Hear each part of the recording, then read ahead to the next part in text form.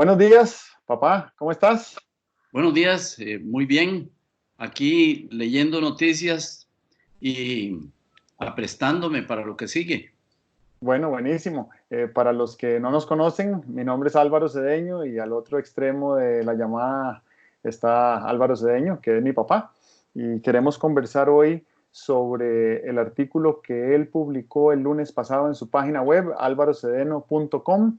Ahí pueden entrar y suscribirse para recibir los lunes tempranito el artículo actualizado sobre los tiempos que estamos viviendo, sobre temáticas muy útiles en estos tiempos de gerencia del hogar, gerencia de crisis, gerencia de cambio, acción humana eficaz y esos temas que mi papá ha manejado por décadas, tal vez medio siglo, ya podemos decir. Y tal vez también mencionar que ese artículo a mí particularmente me resultó muy estimulante, de los mejores que te he leído y te he leído todos los 1200 que has publicado en La Nación.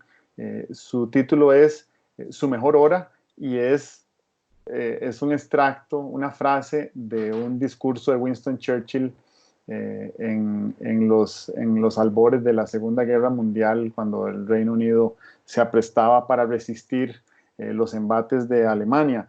No estamos en el mismo contexto, pero sí estamos en una circunstancia global sin precedentes y siento que nosotros como comunidad, como nación costarricense, haríamos bien en identificar unos valores que nos transmitan las actitudes correctas para movilizarnos de manera efectiva hacia la acción. Y tu artículo habla de múltiples temas, pero uno que a mí me impacta y que me ha impactado en todos los años que tengo de ser tu pupilo es el tema de cómo el sacrificio forja el carácter. Quería que nos hablaras del sacrificio.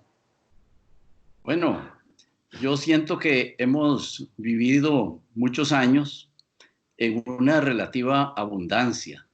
La situación de los países del mundo después de la Segunda Guerra Mundial, de nuestros países, de Occidente y tal, solo ha venido mejorando.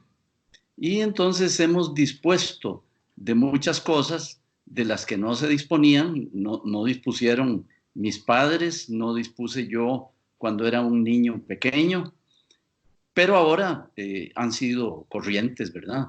El automóvil, los viajes a la playa, la intercomunicación electrónica, el cine abundante y tal. Bueno, vengo de una época en que los niños nunca fuimos al cine, ni siquiera todos los fines de semana, ¿verdad? Yo fui al cine tal vez un par de veces al año. Y entonces, a mí me resulta muy familiar el tema de prescindir, el tema de saber proceder sin tener toda la abundancia que tenemos en este momento, ¿verdad? Pero eh, fíjate que hay una analogía que a mí me gusta muchísimo y es la analogía de que nosotros cuando nos matriculamos en un gimnasio, lo que estamos haciendo es pagando por prescindir. En el gimnasio no hay confort, en el gimnasio hay esfuerzo, en el gimnasio hay en determinados momentos y según el trainer que tengas, hay sacrificio. ¿Eso qué quiere decir? Bueno, quiere decir que en nuestra naturaleza, por ahí bien adentro, está la conciencia de que nosotros nos construimos en el sacrificio. Es lo que ocurre cuando, por ejemplo, nos privamos de comida. No estoy hablando de ayunar, porque, bueno, me parece que eso es bastante exigente, pero hablemos de prescindir de comida. ¿Qué pasa si uno prescinde de la mitad del postre?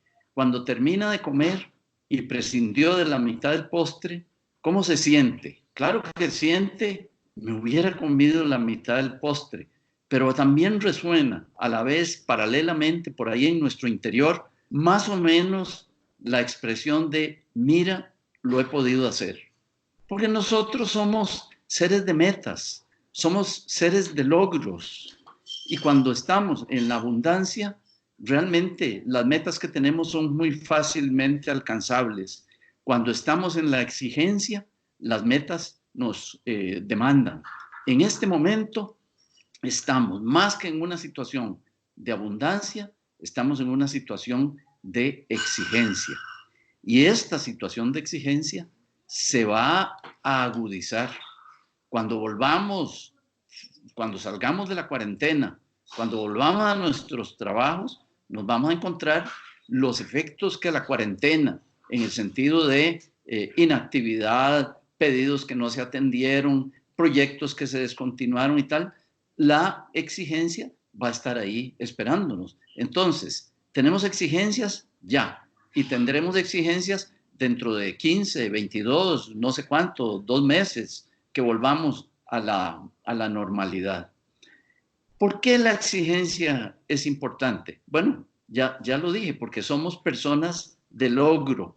Vivir en el confort realmente nos resulta solo halagador a nuestra naturaleza animal, exactamente como un gato que se echa ahí cerca de donde está calientito, ¿verdad? Pero los seres humanos más bien nos sentimos demandados. Otro ejemplo. ¿Qué es el deporte? Pues el deporte es una exigencia personal. Pensemos en el fútbol durante 90 minutos, pero es una exigencia personal también durante la semana anterior al encuentro. Cuando somos aficionados, durante esa semana anterior a un encuentro importante, no nos tomamos todo lo que nos tomamos siempre, no fumamos lo que fumamos siempre, no comemos lo que comemos siempre. ¿Por qué? Porque nos estamos preparando para un evento en el cual queremos enfocar toda nuestra capacidad de acción. Ahora, sin pedirlo, nos ha llegado una demanda de enfocar toda nuestra capacidad de acción y la estamos enfocando en la cuarentena y tendremos que enfocarla también en la post-crisis, la post-cuarentena, cuando volvamos a encontrar cuál fue el estropicio que esta cuarentena nos ha hecho desde un punto de vista social, económico, etcétera. A mí me parece muy interesante de lo que mencionas, que, bueno, hoy estamos en el día 10 de cuarentena y siento que muchas personas se sienten bastante más a gusto hoy de lo que se sentían en el día 3. Hemos acumulado experiencia y esa experiencia en parte tiene que ver con diferentes grados pequeñitos de sacrificio que hemos venido haciendo día con día. Y además siento que algunas personas, en particular yo que he hecho de esta cuarentena un experimento de desarrollo personal, me siento mucho más vigoroso que hace 10 días. No digo que prefiera vivir así, digo que estoy sacándole provecho a las circunstancias y creo que esa es una oportunidad única, porque no habrá, quizás, esperemos, nunca más una circunstancia similar a esta donde en tiempos de paz tenemos que estar tan recogidos como individuos y como familias, y eso nos genera múltiples áreas de cambio y de desarrollo como personas. Entonces, si ya no sabemos cuánto va a durar la cuarentena, pero sí sabemos que va a durar por lo menos otros 10 días. ¿Qué vamos a hacer estos 10 días que vienen de cuarentena? ¿Cómo vamos a aprovechar esa oportunidad vista desde el punto de vista del sacrificio y de lo que mencionabas de lo prescindible? Y ahorita vuelvo a lo prescindible, pero otra cosa que me llama la atención es que hablabas del confort. Y alguna vez escuché una frase que me gustó mucho hace varios años que decía que nunca ha salido algo valioso de una zona de confort. Salirse de una zona de confort implica descubrir oportunidades nuevas, crear nuevo valor. Entonces, o nos salimos voluntariamente de nuestras zonas de confort o alguna circunstancia nos empuja para afuera. Y este es un escenario de lo segundo. Una circunstancia nos está empujando para afuera de nuestra zona de confort. ¿Qué nuevo valor vamos a crear? ¿Qué nuevo aprendizaje vamos a incorporar?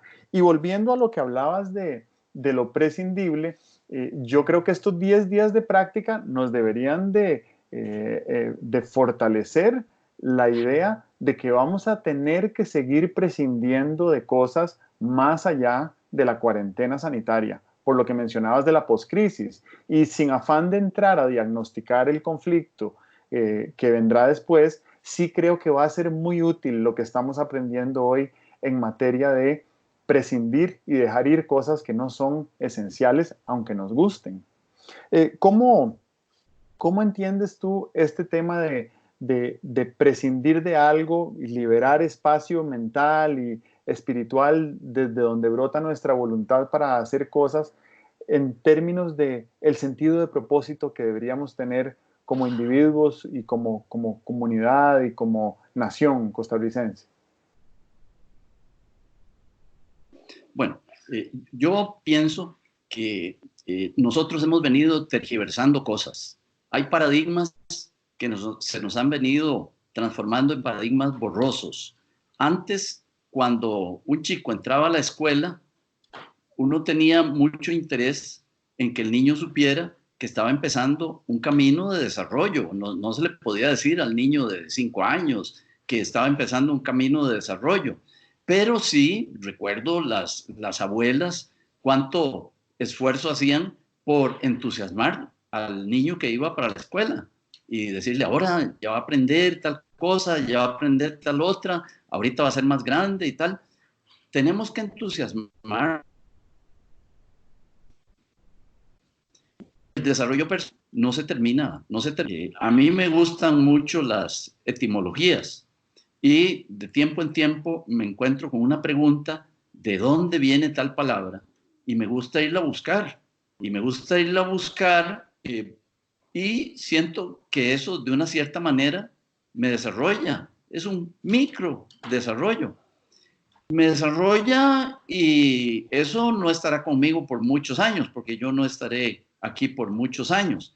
Esto lo cuento para que las personas sientan que el desarrollo no se termina cuando te hiciste bachiller o licenciado en ingeniería. El desarrollo continúa. Los seres humanos somos, si algo demuestran las crisis, es que los seres humanos somos inconmensurables. No puedo decir que no tengamos límite, no somos infinitos, pero somos inconmensurables. Esto quiere decir que nunca tenemos una idea de lo que somos capaces de hacer. Y entonces, esta crisis, desde el punto de vista personal, ya nos ha demostrado que lo que sentíamos, que hubiéramos sentido, que éramos incapaces de hacer, como estar en una cuarentena de tantos días, hemos sido capaces de sobrellevarla. Desde el punto de vista nacional, creo que uno de los paradigmas que se ha emborronado es el paradigma del desarrollo. El desarrollo no es tener cada año un ingreso nacional superior. El PIB es una fantasía que se nos ha puesto delante de los ojos y nos ha ocultado cosas que son mucho más valiosas, ¿verdad? Una nación se desarrolla cuando es más consciente de sí misma, cuando es más solidaria en el concierto de las naciones, cuando acepta asumir un liderazgo entre las otras naciones. Eso es desarrollo nacional, no es simplemente tener más fábricas, más automóviles, más Producto Interno Bruto. Esta crisis sería muy interesante que nos dejara como aprendizaje que estamos cada uno de nosotros personalmente ante oportunidades de desarrollo, estamos permanentemente y las oportunidades de desarrollo son múltiples y nuestra capacidad de desarrollo personal es también inconmensurable. Lo mismo trasladado a la nación. Esta nación donde vivimos tan felices tiene retos, tiene posibilidades, tiene recursos, tiene facultades, tiene una historia, tiene una imagen, como para que de esta crisis saliéramos siendo ejemplo para el resto del mundo.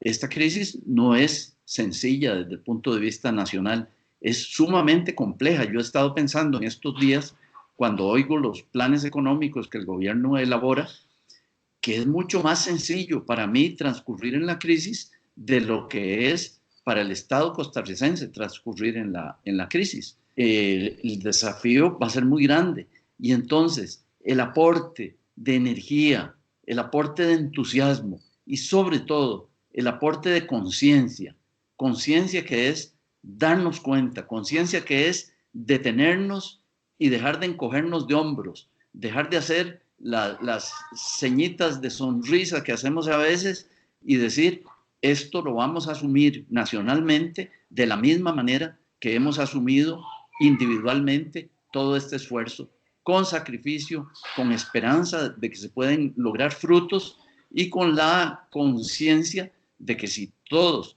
o la mayoría, no nos hagamos ilusiones, todavía yo aceptaría que alguna parte de la población quisiera seguir en la zona de confort, pero si una buena parte de nosotros viene a tratar de empujar la carreta, la vamos a sacar del barrial.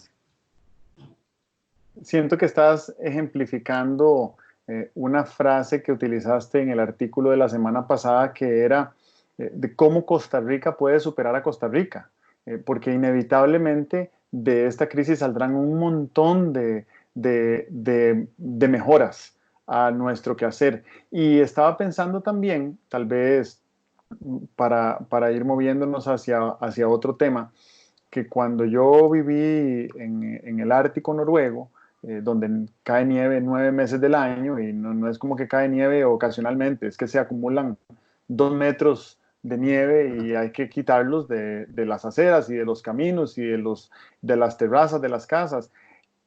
Se convierte la nieve en un enemigo común. No quiero decir enemigo, tal vez se convierte en un adversario común. Y todas las personas de pronto están en el mismo barco lidiando contra la misma adversidad, y eso genera muchísima empatía, muchísima solidaridad, y esa solidaridad ha sido interpretada y trasplantada al Estado noruego. Y yo siento que nosotros, por nuestra historia institucional como república, importamos algunos de esos aprendizajes que otros países como Bélgica había tenido en la primera mitad del siglo XX en materia de salud pública, por ejemplo, o garantías sociales, y las trasplantamos a nuestra realidad y a nuestro contexto. Y nos ha funcionado, pero yo sí siento que los últimos 30 años dejamos de priorizar esos valores costarricenses que, aunque vinieron de afuera, los interiorizamos y los posicionamos en la institucionalidad de nuestro Estado. Y siento que esta crisis sanitaria que estamos viviendo viene a ser el equivalente a 9 meses de nieve, y nos viene a posicionar a todos en el mismo bando ante un adversario común. Entonces, ¿cómo esto va a robustecer nuestra institucionalidad para que el gobierno desempeñe con eficacia siempre, y no solo en tiempos de crisis como lo está demostrando ahora? ¿Cómo hacemos para que eso suceda? ¿Cómo hacemos para que se articulen redes innovadoras? ¿Cómo hacemos para que se articulen grupos de trabajo transversales en alianzas público-privadas, y poder entender que atender los conflictos globales más apremiantes de aquí en adelante va a requerir de una interacción muy cercana entre lo público y lo privado? No sé si ya me estoy encaminando hacia la empatía, que fue de donde empecé a hablar cuando hablé de la nieve. ¿Cómo lo percibes? Vamos a ver. Yo siento que el país tiene que aprender a vivir en una cierta tensión de contribución, ¿verdad? Me veo a veces a la población bastante desentendida de lo que está pasando en el país. Y entonces la pregunta tal vez sería, ¿cómo podemos crear una didáctica del esfuerzo, una didáctica del sacrificio, una didáctica de la solidaridad, una didáctica del empeño? ¿Qué pasa en los países que tienen condiciones rigurosas de clima? Bueno, el mejor ejemplo que hay para el país es cada invierno, ¿verdad? Nosotros, ¿de dónde podríamos tomar ejemplos para crear esa didáctica del empeño? Esa sería una didáctica del carácter, ¿verdad? Yo pienso que hay actividades que demandan muchísimo esfuerzo. No, para mí no hay la menor duda de que ser agricultor demanda mucho más esfuerzo que ser oficinista, ¿verdad? No tengo nada contra los oficinistas, esa es su vocación, su circunstancia, pero ¿por qué no aprendemos de los agricultores? ¿A qué hora se levantan? ¿Cómo hacen su trabajo? ¿Durante cuántas horas? ¿Cuánto esfuerzo físico demanda? Ahí realmente estaríamos dándonos cuenta de que hay un verdadero gimnasio laboral donde la gente viene y tiene que empeñarse físicamente en lograr cosas. ¿Qué tal si tomáramos como ejemplo los, no sé, 10.000 estudiantes que se empeñen con responsabilidad en hacer de sus estudios no un camino hacia el título, sino un camino hacia el aprendizaje? ¿Qué tal si aprendiéramos del ejemplo de esos muchachos que de tiempo en tiempo los medios de comunicación nos ofrecen el ejemplo de una niña que acaba de terminar su bachillerato y que todos los días tenía que caminar hora y media para ir al colegio y hora y media para regresar? Bueno, son ejemplos que me parece que podrían estimularnos a los demás a asumir dentro de cada uno de nosotros la necesidad de darle una media vuelta a la tuerca del esfuerzo para de esta manera contribuir o con nuestro ejemplo o con nuestros productos, con nuestros logros, a que se convirtiera en una práctica nacional ese esfuerzo. Ahora que estabas hablando, recordaba a David Suzuki, aquel científico ecologista canadiense que por muchos años transmitió programas sobre medio ambiente y ecología. Y él decía una vez en una entrevista que lo que más daño le había hecho al planeta como ser vivo había sido que los últimos 100 años el ser humano se había desconectado de la producción de alimentos, porque hace 100 años el 99% de las personas tenían una conexión directa o indirecta con la producción de lo que comían. Pero los avances tecnológicos de las revoluciones industriales nos hicieron hiperproductivos en materia agrícola y eso nos hizo por generaciones desentendernos del origen de los alimentos. Y hoy en día que estamos viendo estas nuevas olas de agricultura sostenible, orgánica, regenerativa, agricultura hidropónica, agricultura vertical, agricultura urbana, y que nos estamos viendo cara a cara a corto plazo con una crisis económica donde probablemente los agricultores van a ser protagonistas, me pongo a pensar si aprender de los agricultores no solo es un ejercicio de empatía, sino que también es un ejercicio de introducirnos en un nuevo modelo de negocio y que algunos de nosotros en los años venideros nos convirtamos en agricultores, tal vez no como es el agricultor hoy en día, pero en un agricultor diferente. Esa es una crisis que no es necesariamente cierta porque este país tiene una enorme fertilidad y una enorme capacidad productiva de alimentos. La pregunta es si vamos a tener capacidad, bueno, capacidad la tenemos, si vamos a tener la destreza estratégica para poner en todas las mesas la comida nutritiva que fuera necesaria de aquí al 1 de mayo. A mí me parece que el 1 de mayo es una fecha culminante porque estamos a 5 semanas del 1 de mayo y la situación de aquí a entonces, tal vez la sanitaria va a haber mejorado un poco, pero en general el conflicto sistémico yo tiendo a pensar que se habrá empeorado para entonces. Nos ganó el tiempo, esta vez daba para seguir hablando y yo creo que sí, tenemos que cerrar. Me gustaría pedirte que nos dijeras en 30 segundos ¿qué te han dejado estos 25 minutos? ¿Cuáles serían tus apuntes que te vas a llevar más allá de esta conversación? Bueno, yo siento que es importante comunicarnos con la población, es importante difundir nuestras ideas, es importante tratar sobre todo de entusiasmar a las personas, ¿verdad? Estamos metidos en una crisis y uno puede lamentarse Uno puede hacerse un puño y no querer enfrentarla, o puede sacar la casta y encontrarle propósito a la crisis. El propósito de esta crisis debería ser salir de ella mejores personas, mejores comunidades, mejor Costa Rica. Muy bien, excelente. Sí, a mí me queda sabiendo muy bien ese vínculo entre sacrificio, disciplina, prescindir de cosas, fortalecer el carácter, mejorar a la nación costarricense y como bien habíamos dicho o tú decías, que Costa Rica supere a Costa Rica en esta crisis.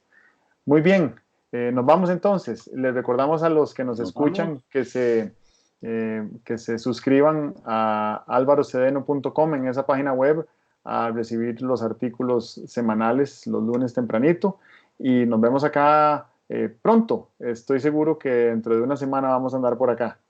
Un fuerte abrazo por allá, virtual. Muy bien, saludos. Chao.